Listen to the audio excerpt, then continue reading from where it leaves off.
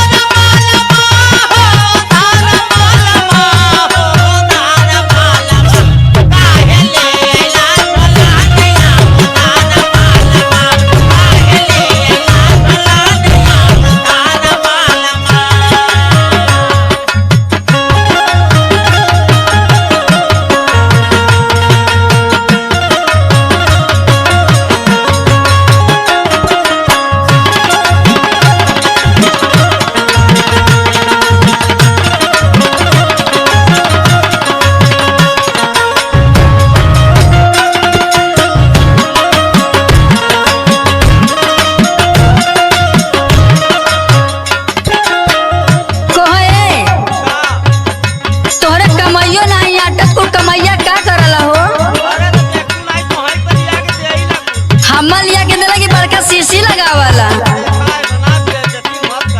सुना केतनो कमाला नहीं आटेला कमाई हो आटेला कमाई